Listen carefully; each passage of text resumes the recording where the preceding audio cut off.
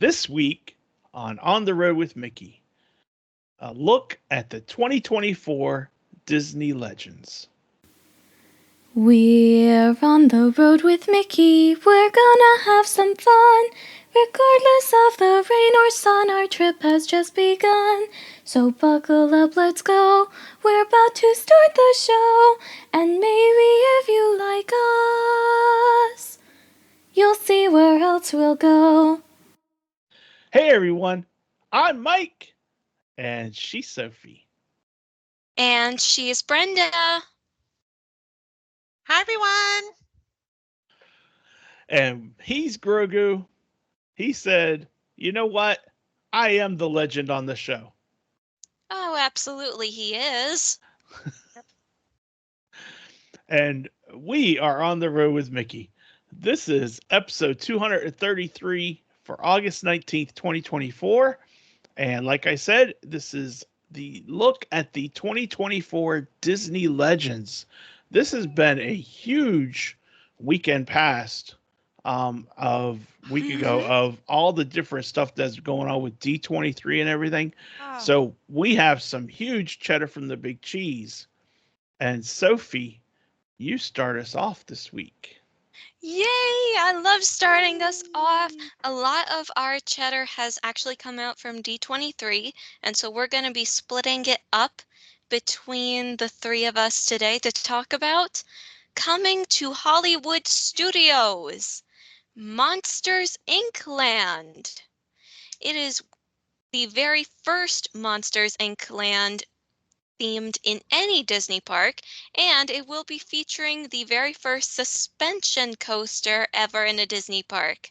Picture yourself riding through the factory, hanging from a door. You remember that scene where they were going back into the storage area where all of the doors are kept to the different kids' rooms, and how it's all like organized by these rail systems that pick the door up and dangle it from a little pulley or something and bring it to the station. We're going to be riding on those, so make sure not to fall. The second one has less information. Oh wait, that was yours. I'm sorry. Yeah. So coming to Frontierland in the Magic Kingdom is a Cars themed land with two attractions. Maybe it's not a land, maybe it's just an extension of Frontierland. But anyway, the first is a thrilling rally race through the mountains. And the second, we don't have as much information on, but it will be more for the kids in the family, and it will be fun for the whole family. So there's been a lot of talk about this, about whether or not it is appropriate for where it is and everything like that. And I kind of like it though, because it's going to be like, they're not doing Radiator Springs Racers. They're not doing Radiator Springs itself so much as they're riding through the mountains and in the western part of the country there. And so to me, it feels like it fits. So I don't know. What do you guys think? I think what they're going to have to do is they're going to have to put it behind Big Thunder Mountain so that it can kind of be a little bit separated from the rest of Frontierland. I don't know where they're putting it. There's also rumors they're taking out the Lilybell and they're taking out Tom Sawyer Island and replacing that area with that. Yeah. And interesting. Yeah, and I haven't seen anything concrete from Disney on that. So I don't know if that's the case or not. So right. But everyone's reporting on it. We're reporting it as rumor, but everyone that seems to be talking about it on social media is acting like it's fact. And I haven't seen anything that says it's fact. Not from Disney. No, I haven't either. So to me, it's just speculation. Gossip. Yeah. Mm-hmm. So. Well, my God, there was so much that came out of D23, right? I mean, it was overwhelming the amount of news that came out of that thing. But I'm going to focus on the Disney Cruise Line because they're ramping up their game even more. They announced that there will be 4 more cruise ships on the horizon. So if you're counting, we already have 5. There are 4 about to open up soon, and these new 4 bring the total to 13. In addition, the signature production for Disney Destiny, sailing next year, I can't wait for that ship, is going to be Disney Hercules. And on the Disney Treasure will be the brand new stage production Disney, The Tale of Moana, featuring a 15-foot tall puppet of Teika, the largest ever produced for a Disney Cruise Line show. Goodness, Wow. they're changing the game on these shows. They sure are. And I read an article from Disney Parks blog, and Josh Damaro said that he saw the 15-foot puppet that's going to be on the ship, and it just blew his mind. It was like stunning. I'm like, Wow. dude, that's going to be awesome. I think Josh Damaro is also stunning. I'm just saying. He is stunning. Almost as stunning as that Daddy, yeah. no. No. But there are a few more announcements. I'm only going to touch on one more, though. Aunt Brenda, I actually thought that you should have been the one to announce this, but Daddy left it for me. Coming Yay. to Disneyland next year for the 70th anniversary, a Walt Disney audio animatronic figure. For the first time ever, when it debuts in 2025, you will actually be able to see Walt Disney through the magic of audio animatronics technology in a show called Walt Disney: A Magical Life.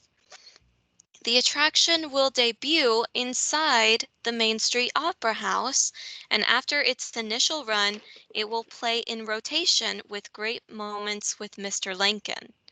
And I am so thrilled about it. But Daddy, Aunt Brenda, what do you think? And to our listeners, what do you think? Yeah, exactly. What do you think? You know, I'm somewhat hesitant, but I'm also somewhat reassured. And the reason I'm reassured is because they were talking about it, and they said that doing something like this is a huge responsibility. It's not just throwing together some stuff and saying, here's Walt. You know, it has to be like tip top, spot on. That's what it's got to be. And so they are acknowledging, Disney is acknowledging the responsibility, the gravity of that. And so I think because of that, it's going to be incredible. But I don't know. What do you think, Brenda?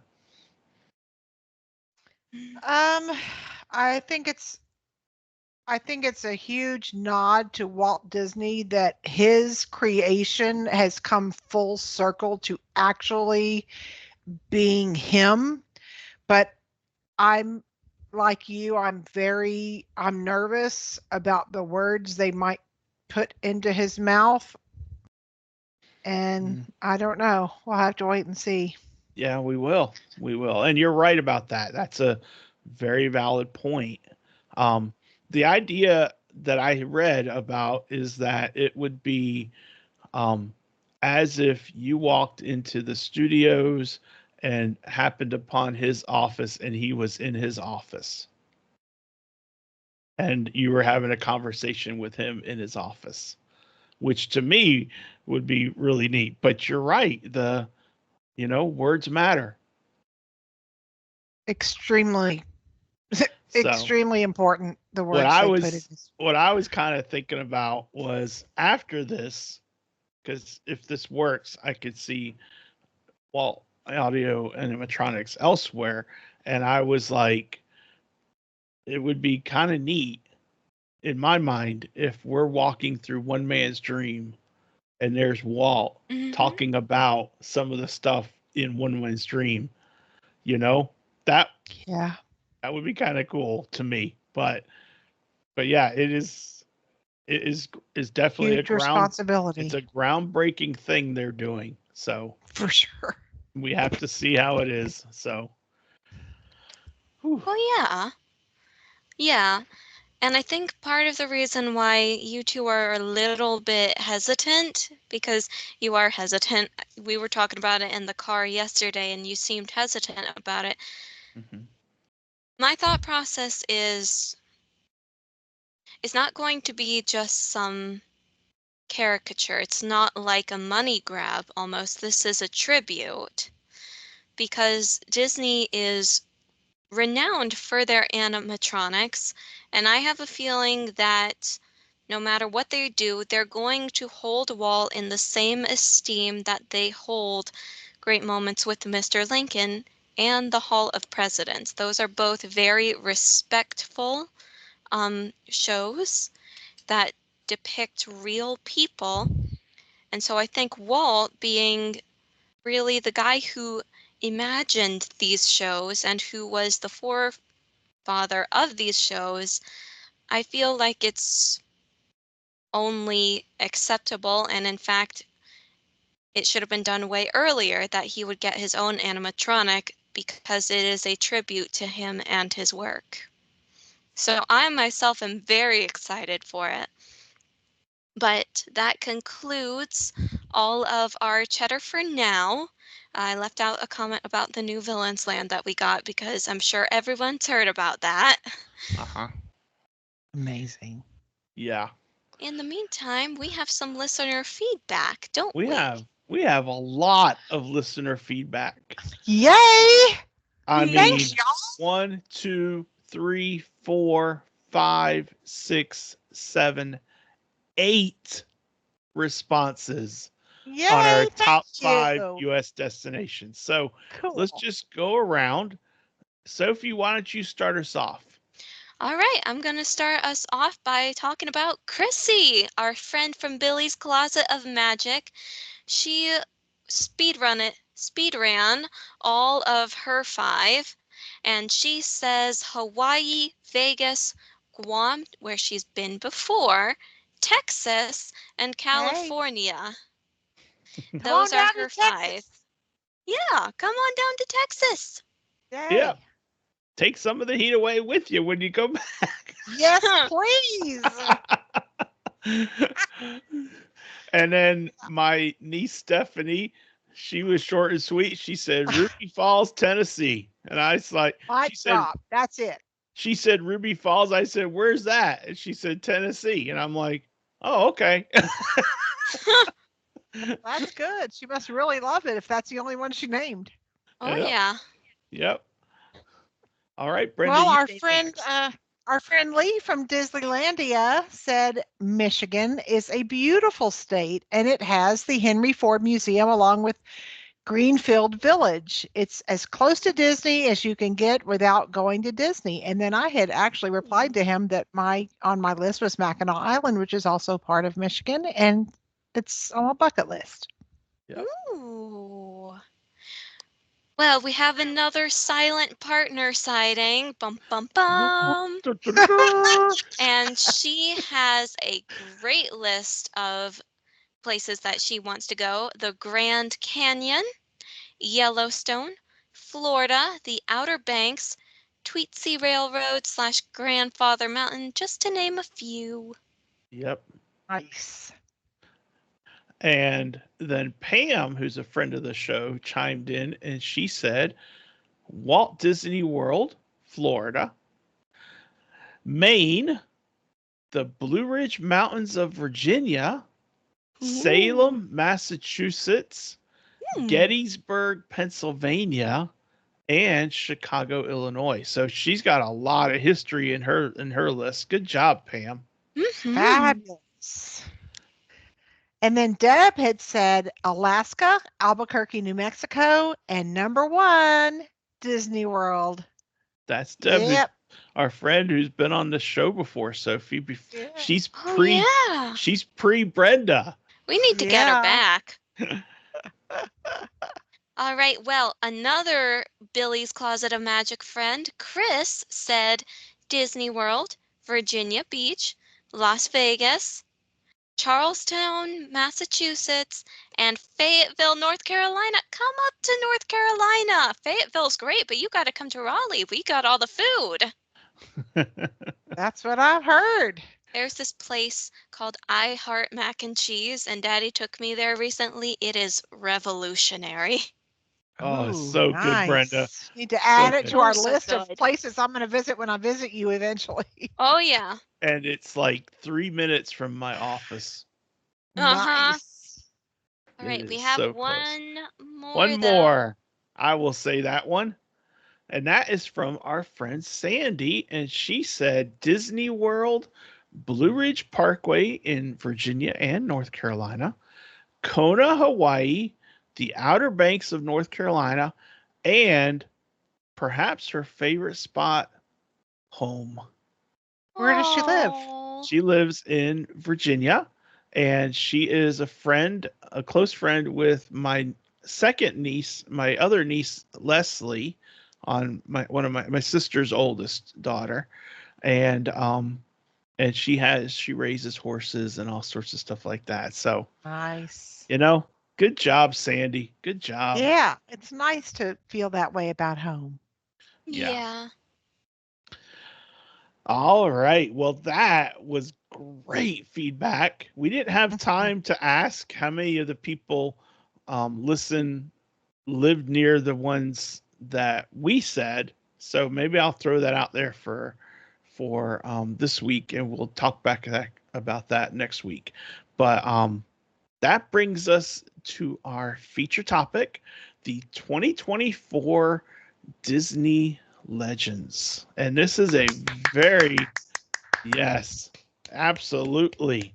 This is a very, very impressive list. And we want to congratulate the entire class of Disney Legends, and that includes Colleen Atwood, Angela Bassett, Martha Blanding, James Brooks, James Cameron, Jamie Lee Curtis, Miley Cyrus, Steve Ditko, Harrison Ford, Mark Henn, Frank Oz, Kelly Ripa, Joe Rody, and Mr. John Williams. And we have each taken, last week we said we were going to each take one. Well, we couldn't stop at one. So we have each taken two. And Sophie is going to start us off and tell us who she took and tell us why she chose them. All right. Well, are we going with one at a time? So I do one, you do one, Aunt Brenda does one, and then go around, or are we doing both at once? Just do both, I think. Do both Okay. then. All right. Well, Brenda has spoken. Yeah. I have spoken. All right. Well, the two that I picked are two amazing gentlemen. Their names are Harrison Ford and Mark Henn. Sure, you don't know them. Not really that big of a deal. I'm kidding. Please don't hate me. The first one I'm going to talk about is Harrison Ford because he was the first one I chose because I had just finished watching some Star Wars recently that week. I watch Star Wars almost every week. And so Harrison Ford was fresh on my mind. He was born July 13th, 1942 in Chicago, Illinois.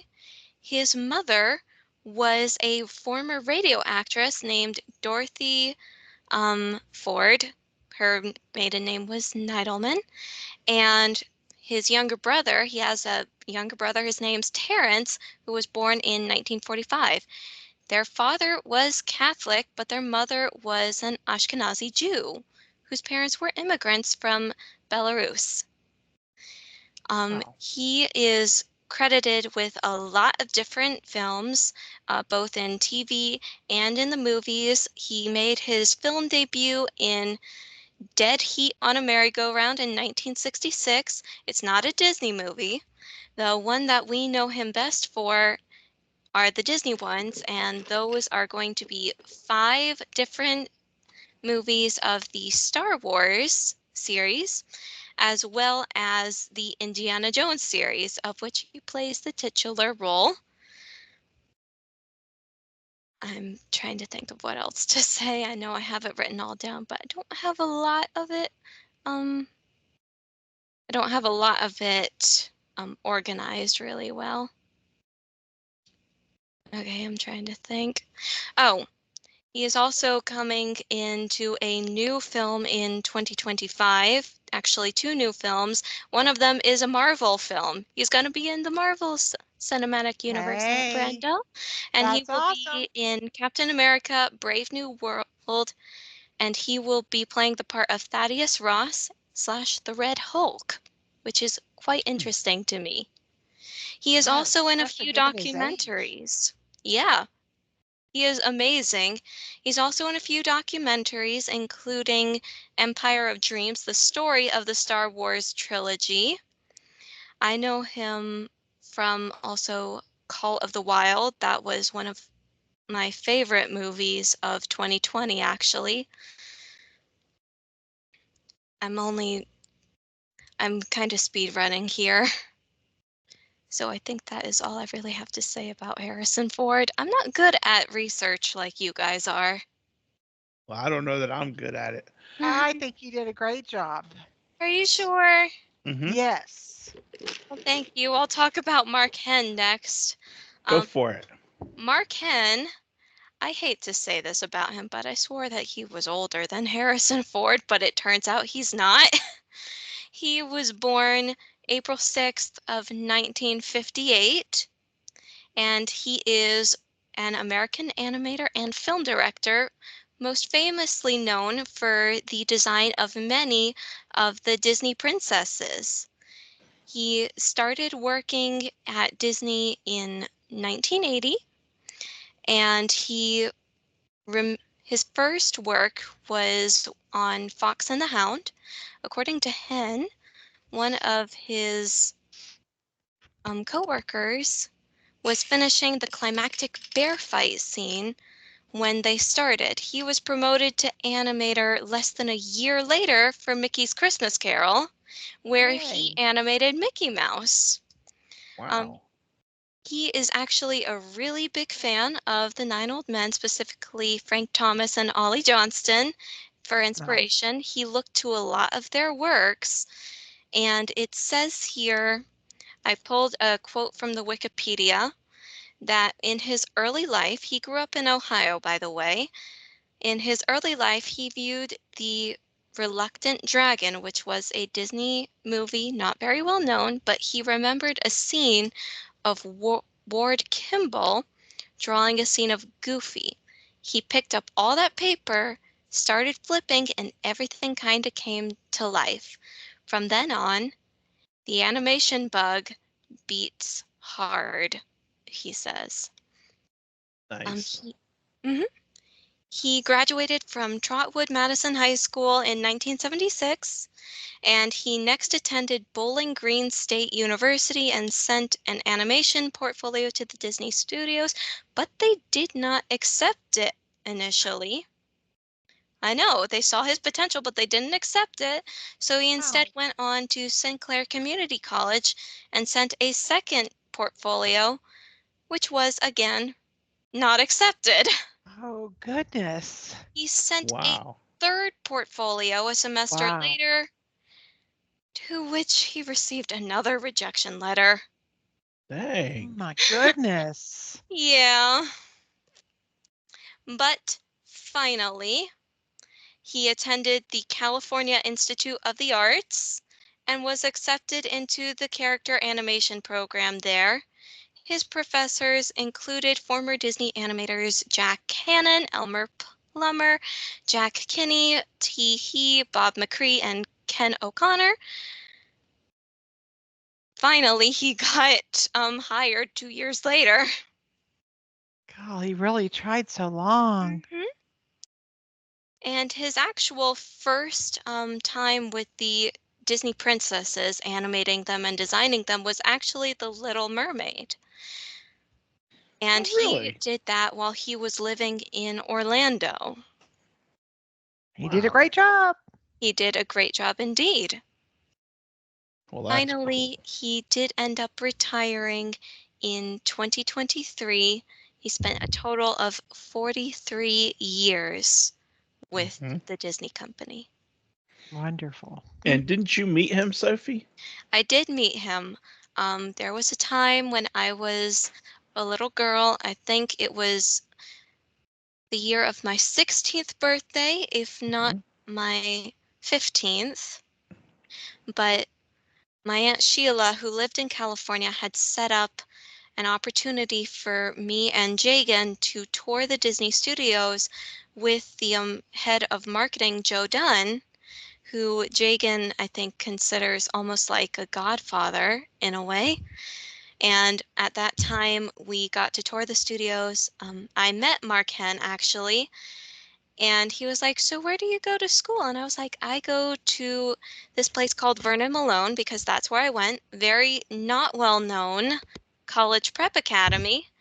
And I was like, "I am currently studying simulation and game development, but I would like to switch my major to animation so that I can work here."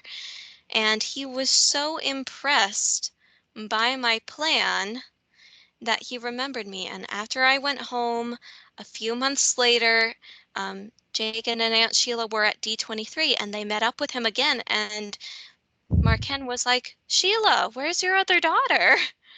And Aunt Sheila was like, "I only have the one daughter. What are you talking about?" And he was like, "Sophie, the one who went to Vernon Malone." And she's like, "Oh, Sophie's not my daughter. She lives in North Carolina." And he was like, "Oh, Sweet. well, if Yeah. she ever moves here to California, if she is ever going to college here, tell her to get in contact with me and maybe we might be able to give her an internship." It never worked out, but I still remember them telling me that, and I was like, "Wait, what? He remembered me?" Yeah. I kind Very of freaked sweet. out a little. I would be. And That's really yeah, cool. as Yeah. appreciative as I am of that interaction, I like where I am right now. I like making cakes. Yeah, you're Yeah. really good at it. And it Hmm. makes you feel good to be doing something you're good at. Yeah. That's exactly what it's about, isn't it? Yeah. Yeah.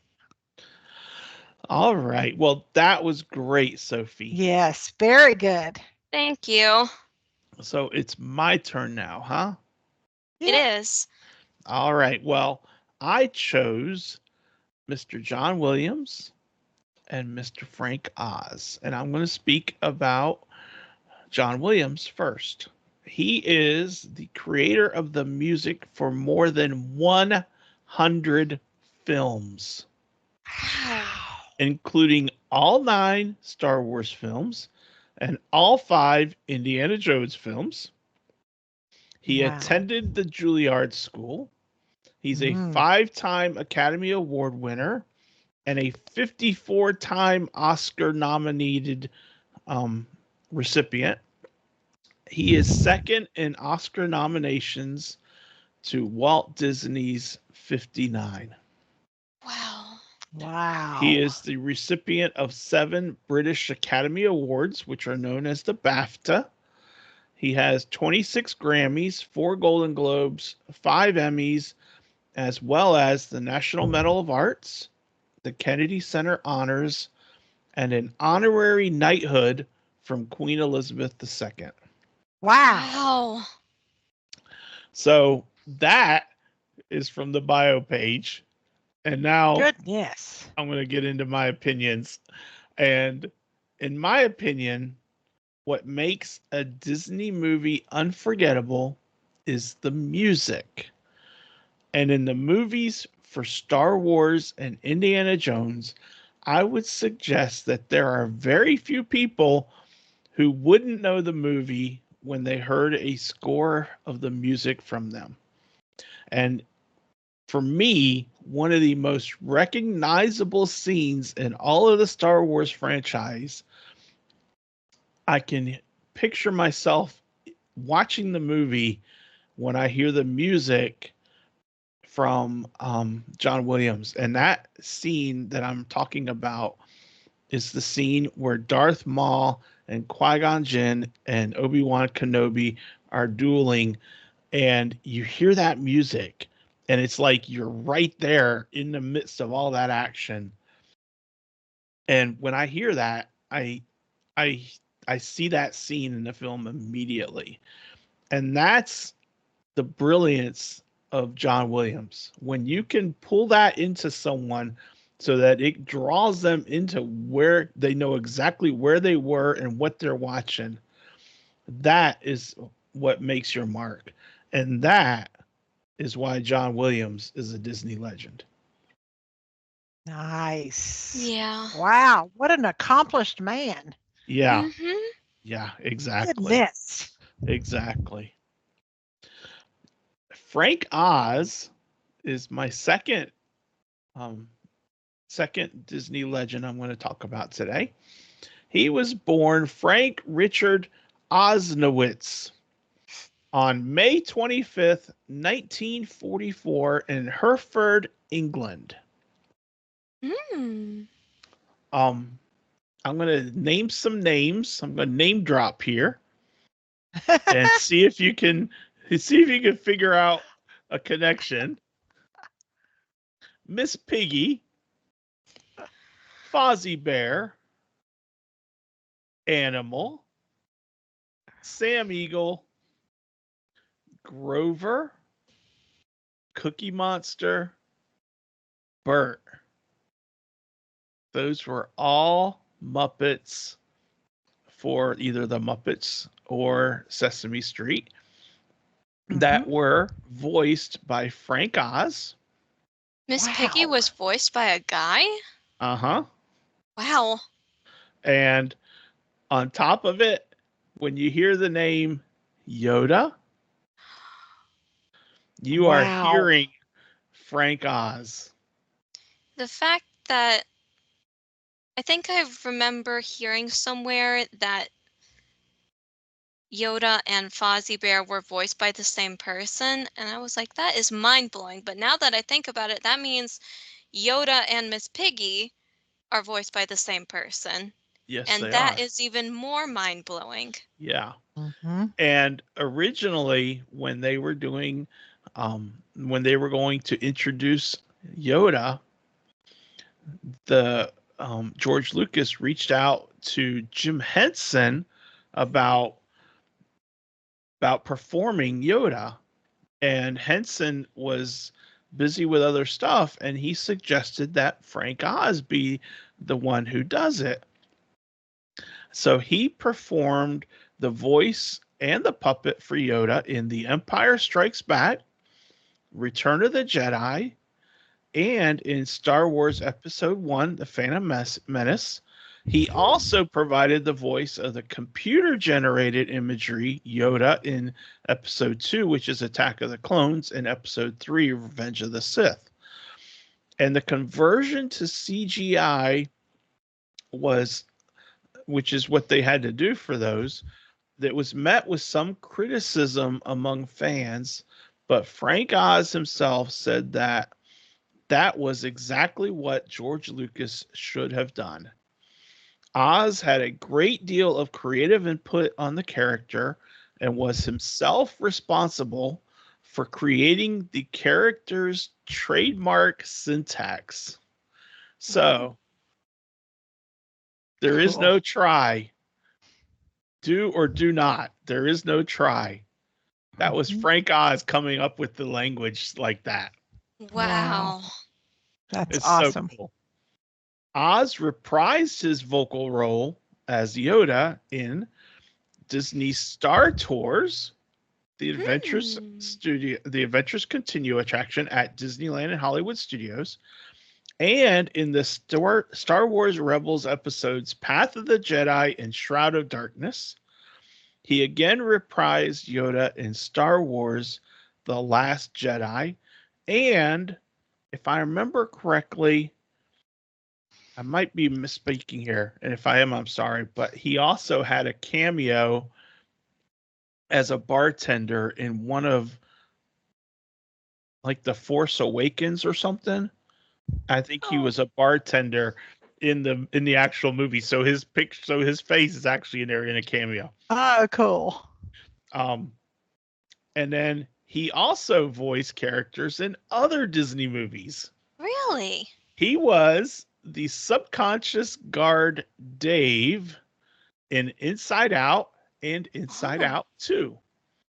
wow. And there was an article I read, it just gave me a chuckle because it's tongue in cheek, and he was talked about how they brought him back for Inside Out 2, and now, Inside Out 2 is the biggest grossing movie Pixar has ever seen. And Frank Oz was quoted as saying that he hopes that Disney gets someone else for subsequent films so they won't have to rely on him for the success of the movie. Well, I mean, hmm, and because That's subconscious good. guard Dave, it has like 2 lines maybe. That is clever. Very clever. And then lastly, Frank's other movie roles included Jeff Fungus in Monsters Inc. And like we said, the voices for Miss Piggy, Fozzie Bear, and Sam Eagle. But he hmm, was in Muppet Vision 3D, and he had several directing roles as well. hmm. So, you know what? Frank Oz is a pretty busy guy. I Yeah. think so. Yes. So, congratulations, Frank, for being selected as a Disney legend, and I think it is a well-deserved accolade. Very well That is deserved. awesome. Yeah. That Definitely. is totally awesome. All right, Brenda. Well, just like the last time, I'm going to apologize because I start writing notes, but it ends up sounding like a story. So then I just read it verbatim because it's just what Listen, happens. I don't know what to do about it. listen. It's a good thing. That's why we're saving the best for last. Oh, yeah. Okay. Because you heard how Well, I was. I was awful. No, no, you you weren't. weren't. Yes, No, I you was. weren't. But I'm really glad that even though we were trying to narrow it down to one, we ended up each taking two because it's Hmm. hard to narrow. I mean, it was hard to narrow down out of all the recipients. I mean, we could have had great things to say about everyone, but we can't have a show that lasts that long. So we had to choose. But Hmm. Hmm. everyone is so deserving and just wonderful for sure. Yeah, absolutely. But today, I have the pleasure of spotlighting the two Disney legends who represent Disney parks in this year's class.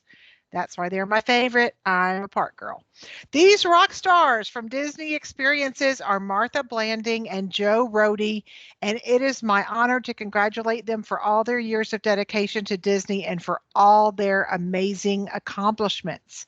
Martha was a pioneer as the first Black permanent VIP tour guide and later the first Black female leader at the Disneyland Resort, where she worked with renowned artisans, celebrities, and Disney legends during her 51-year career. Goodness gracious. That's a long Yeah, time.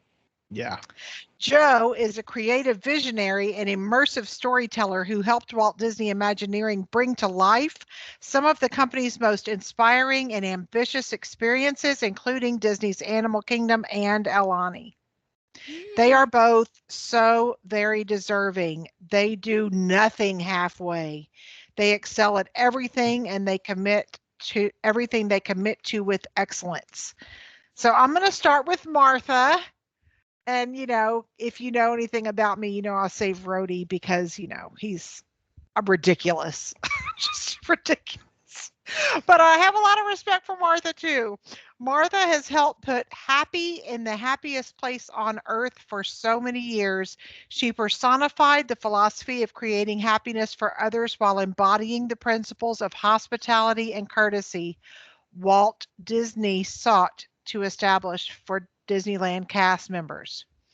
In her early years, Martha's a proud person, and she's she believes that her life experiences when she was young actually formed her into being who she would be. I mean, she believes that the hand of God led her to what she was supposed to do. She was from South Central Los Angeles. She was raised in a strong family who valued hard work and community, and her parents taught her to always put her best foot forward and always do her best, and that's what she did. Her mother was very involved in her community, with the clergy, with the mayor and other officials at community events, and she brought her children with her, and they did Mhm. that work right alongside her. Martha has said that being around all kinds of people and working alongside them prepared her for the life she would find herself living as an adult. Martha was 20 years old and studying at college to be a teacher when she decided to take a chance working at Disneyland. She wanted to help her parents pay for college. She was hired as a tour guide in 1971, and at the time they were all part time. But she quickly attained full time status and within a year climbed the ladder to becoming VIP hostess, touring greats like Elton John, Diana Ross, Olivia Newton John, Cary Grant, and Cher, plus many international and government officials. Martha later became the first Black female in management in Disneyland and one of the first at Walt Disney Company as an expert merchandise, candy, and film buyer for 9 years, and eventually as the senior manager at Disneyland Resort Merchandise Special Events. In this role, she worked with world renowned artisans, celebrities, and other Disney legends like Julie Andrews, who I love, Rock Hudson, and the Jonas Brothers. She was also a pioneer producer of the official Disneyana convention, which has grown over the years and become D23, the ultimate fan event. Martha has also become the first Black Disney Parks employee designated a Disney legend and will soon have her very own window on Main Street, Oh, USA. wow. Oh, wow. Amazing. She has also co-founded Pulse, an employee source resource group for Black cast members and their supporters. She has also served as mentor to many. When asked what stood out the most to her, Martha said, creating the magic for our guests and our cast members, designing events that our guests will remember and share with family and friends, meeting all kinds of people from Hollywood and all over the world. When asked about becoming a Disney legend, she said she was so surprised to have the same honor to be a Disney legend like Julie Andrews. I began at Disneyland as an hourly cast member and moved up the ladder, working hard with many wonderful coworkers along the way. I am so proud to be proof that an hourly cast member can become a Disney legend. And my personal thought is when I think of Martha, I think of integrity, esteem for the Disney way. And Mhm. I think Walt would be so proud for her devotion to his company. I So, agree. Absolutely. congratulations, Martha. We're very I happy agree. for you. So, it's on to Joe Rody, who the man is awe inspiring to me. The man is like, I feel like an idiot. Like, I could never be in the same room as him. Like, he is just so, like, everything he says, everything he does, he's got like this poetic way of living. He's just, he is totally legend. And I'm just blown away by him, and I'm in awe of him, and I'm so grateful that they chose him to be a Disney legend. But Joe Rody was born in Sacramento, California, to a Depression era runaway guy from Nebraska who ended up in the Navy and who had an independent film business. He ended up in the islands of Hawaii just when Joe's mother had returned from a career on Broadway. His mother, Juliet Ornelas, which is a big name in Hawaii, the family name, very well known. Her stage name was Julie Parrish, but she had been raised in Kamuki and she left to attend the American Academy of Dramatic Arts in Manhattan with the likes of Marlon Brando and Grace Kelly. Hello. Wow. After her success on Broadway, she had a Hollywood deal, but it fell through. So she headed back to her life in Honolulu. She met Joe's dad. They fell in love and got married. They went back to California where Joe was born. And then after that, they ended up going back to Hawaii. Um, then they went back to Sacramento, but Joe's younger brother suffered a brain injury and it like plunged the family into severe debt and they had to go back Oh. to Hawaii to be supported by family, to have close support to the family. They lived in a sprawling mid-19th century stilt house, a huge house, and they had no money. So it was like they had this house that looked like all this lavishness, but they didn't have money. I mean, they had a lot of debt. They grew their food. His brother's brain injury also kind of kept them isolated. They didn't go out and do Mhm. things because it was hard to explain to people why he, did things that were caused during the brain injury. So a couple of years later, Joe discovered a hidden Shakespearean garden beside the canal that bordered the property. Because he grew up in relative social isolation, he was raised in a close-knit family, the son of creatives. They were in a bubble. They were books, art, cultural studies.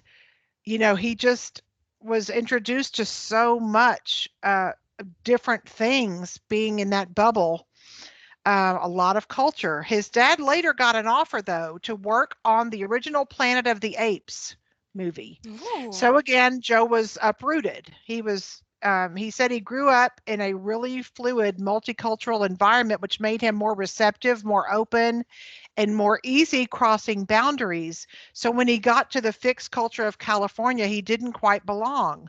But he felt like he could just observe from the outside because he wasn't from there. He was from somewhere else. So he could Mhm. just observe. And he felt like that was a huge asset to him in creativity. This slight displacement that allowed him to see. It was a gift. Hmm. Joe graduated from Chaminade College Preparatory in Canoga Park, California in 1973, where he starred in student dramatic productions and was class salutatorian. I have to know how smart the valedictorian must have been at that school. He received a bachelor's in fine arts from Occidental College in LA. He spent his early 20s teaching in the theater department at his high school alma mater, and one of his students was the son of a Disney engineer who saw how he designed the sets Uh-huh. and recruited him to come work for Disney. So that's, he was like, I was more or less a countercultural kind of young person. I wasn't a typical Disney person. But he started on his first project in 1980, building models for the Mexico Pavilion and Epcot Center. And in Oh. 1982, he married his college sweetheart and travel partner, Mel Malmberg, who also began working in Imagineering and has been a writer and has since authored a number of books about Disney. Joe's countercultural perspective was just what Eisner wanted for a new kind of park. The Rhodes welcomed two sons and moved to Florida in the mid 1990s to work on Animal Kingdom. And y'all know what research he did on making Animal Kingdom as authentic as possible. I mean, Mhm. so amazing. Mhm. Disney's Animal Kingdom Park opened in 1998 as part theme park and part conservation organization. Animal Kingdom was a huge success, and Joe became one of the preeminent leaders in the creative division at Walt Disney Imagineering. He was principal creative force behind Expedition Everest, which opened in 2006, which is amazing. Ah, It in is.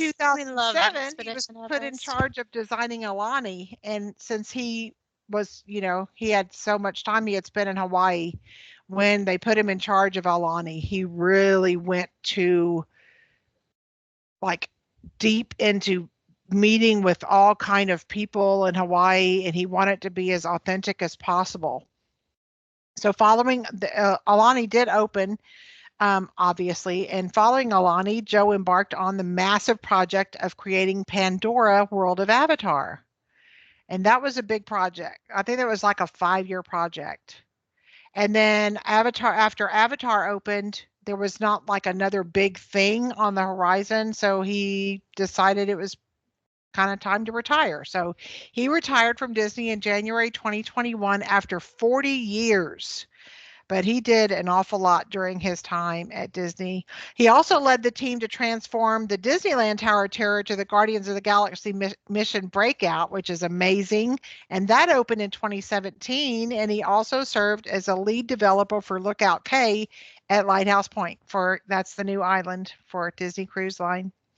Rhodes' trademark, of course, is the large collection of earrings he wears in his left ear, all of which are souvenirs from decades of travel to far reaches of the world. He is just magnificent. So my thoughts on him are, I have so much respect for the creative, poetic genius of Joe Rohde. His passion and commitment to authenticity is truly second to none. He painstakingly makes every single detail honest and right. What a gift he is to all of us who get to enjoy what he has created. Well done, sir.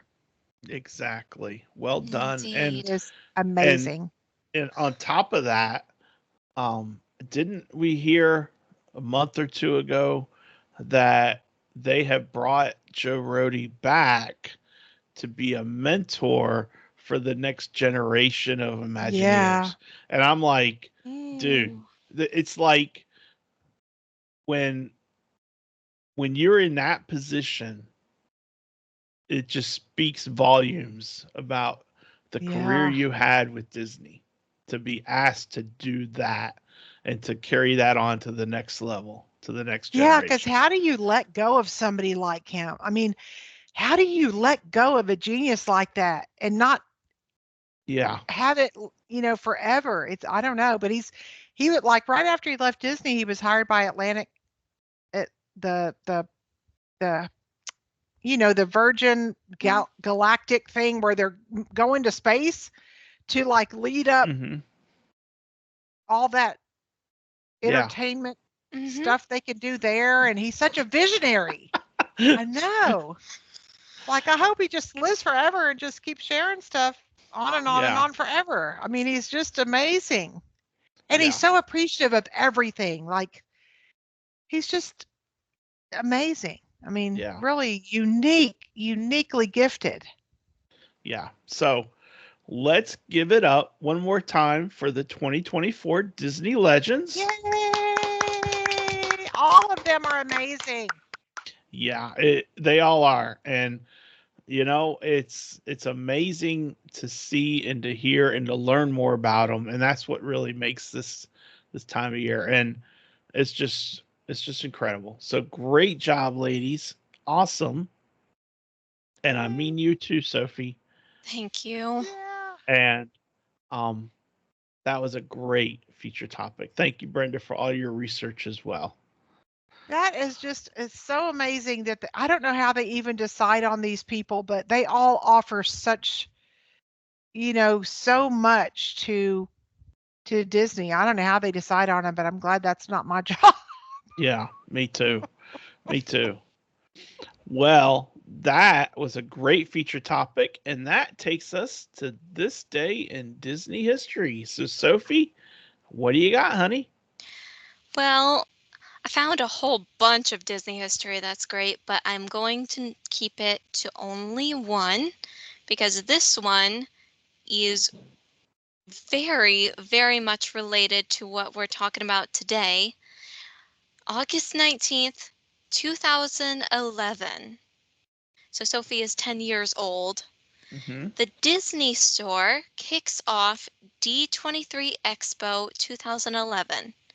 It is a 3-day event at the Anaheim Convention Center with a very special opening ceremony to unlock imagination at its 1,500 square foot pop-up store and to celebrate the Disney Store's 25th anniversary. And this specific ceremony is the 2011 Disney Legends ceremony. Nice. Nice. Among this day's 30 plus expo events, this one takes place at 11 a.m. It is hosted by noted television personality Tom Bergeron. And I have a quote from Bob Iger here.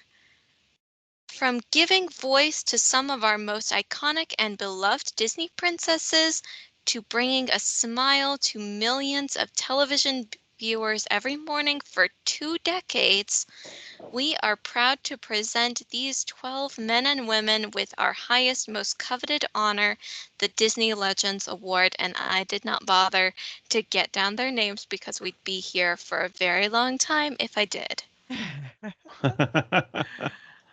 I'm sure you guys can all find them again. Sophie is not really a researcher. Wonderful. I bet Martha Blanding had a lot to do with that I'm sure celebration. she did. I'll bet she did. And I have the 2011 list. You ready? Mhm. I think it's worth saying. All right. How about Jodie Benson, Ariel, Mhm. Mm-hmm. Barton Bo Boyd, Assistant Merchandise Supervisor at Disneyland, Jim Henson, The Muppets, Mm. Linda Larkin, actress and voice performer, Jasmine in Aladdin, Paige O'Hara, actress and singer, Oh. Belle in Beauty and the Beast, Regis Philbin, talk show host and entertainer. How about Anika Nani Rose, actress and singer, Princess Tiana in The Princess and the Frog. Oh, wow. Leah Salonga, actress and singer, Jasmine in Aladdin and Fa Mulan in Mulan. Goodness. Ray Watson, chairman of the board. Guy Williams was an actor in Zorro. And Jack and Bonita Rather, original owners of the Disneyland Hotel. Wow. Goodness. That's a pretty big You're right. list of And I feel bad for not including them now. but now we have, and that's They okay. focused a lot on princesses that year. Mm-hmm. They sure did. They did.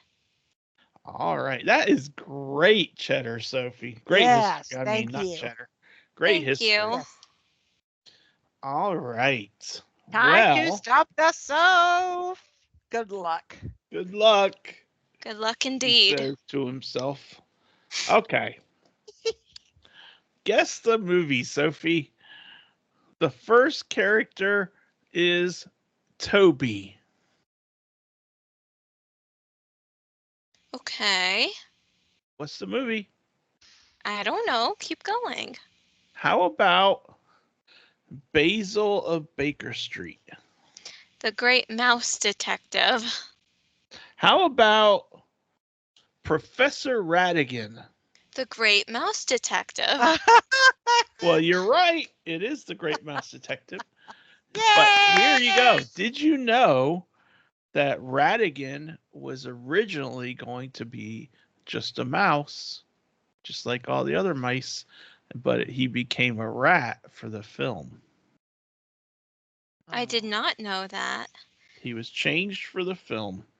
So yes, the Great Mouse Detective. It Very is. good, Sophie. I don't know that Yay! this is not. So wait, was the movie based off a book? Because I always thought it was based off Sherlock Holmes. Well, it's based off a book. Let me go back to it real quick. It says,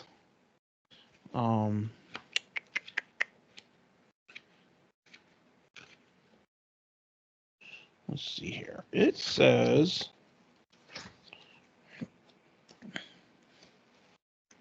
I'm getting there. In the novels the film was based on, Radigan is actually a mouse, despite his name. This was changed for the film.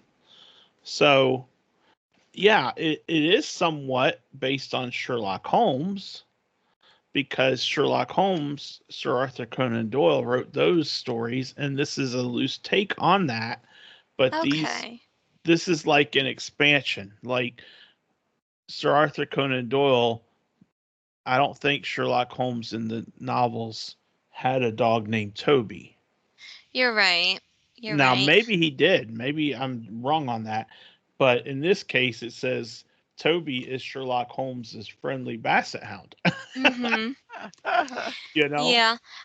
The So way it's you were kind of like it's kind of like this is a like an expansion of that world of Sherlock Holmes for That makes sense. characters. The way you had described it make me think that perhaps Radigan was an actual character in the books that the movie was based off of, and in the books he was a mouse. And I'm like, I'm pretty sure Sherlock Holmes does not have any mouse characters in it.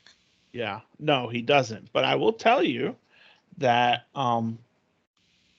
Basil of Baker Street, Mm.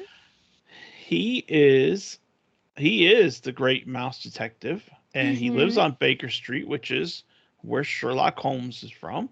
And Basil's name draws inspiration from that of Basil Rathbone, who was an actor who portrayed Sherlock Holmes numerous times. So it's Oh, kind of neat wow. how they tie them together, you know? Yeah. That is very interesting. So Okay. I Okay. think though we need to rename the game to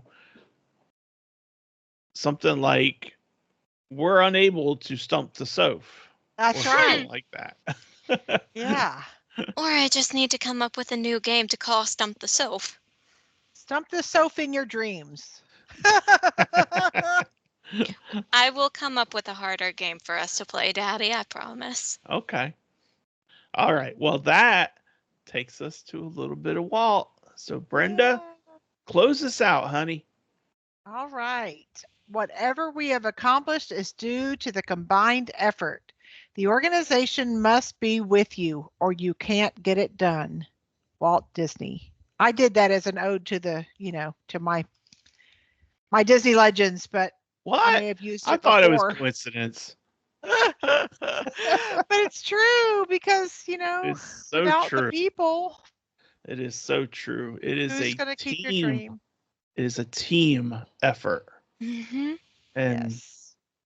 I still, you know what? Disney knows that, and they recognize that, and that's why they have Disney Legends. You know?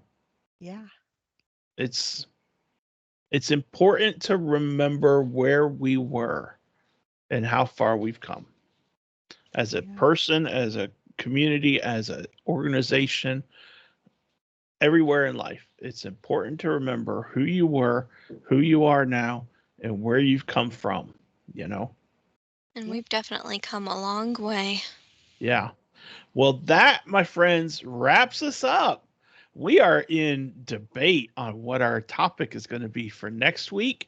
So it's going to be a surprise for you and for us. Yeah. Yay! We're having But trouble it's making going to be decisions, but it's fun. okay. It's going to be fun no matter what it is because we're going to talk about Disney. Hello. Oh, yeah. Hello. And it's probably not going to be another research episode, so Aunt Brenda doesn't have to worry quite so much. Yeah. I don't know though. We all have an upcoming trip in December. I think we maybe should talk about what we're Yeah. looking forward to. Oh, Well, yeah. there It's you go. already July. We got some. It's August, some baby. plans. It's It's August. August. I was thinking Christmas in July. Leave me alone. Sophie is having a bit of trouble today. It's okay, baby. It's okay. We love you so much. Yes, we do. It just was August. I mean, it just was July anyway. I mean, it just ended. Yeah, 13 days ago as of this recording. So we don't. So Yeah. we don't. Anyway, We're dreaming. we're dreaming. You know what? That's our episode. We figured it out. While we talking, gab, gab, gab. We're having a dreaming episode next week. Okay. Sounds good. Dreaming about what? Dreaming about Disney. Dreaming My about our dreams of December Disney. trip. Dreaming about Disney. My dreams of Disney.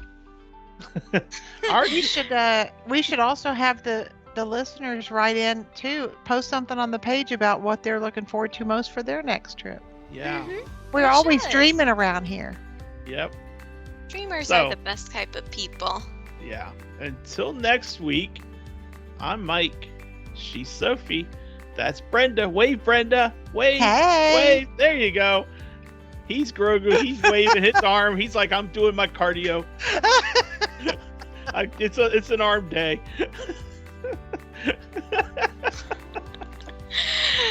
You rock, Sophie. Oh my gosh. And we hope you all have a fun week, a fun day, that there's a smile on your face. We hope we brought a smile to your face. And if you see someone without a smile, give them one of yours so they can have a good day too. And we will see you on the road. Bye. Bye. Bye, everyone.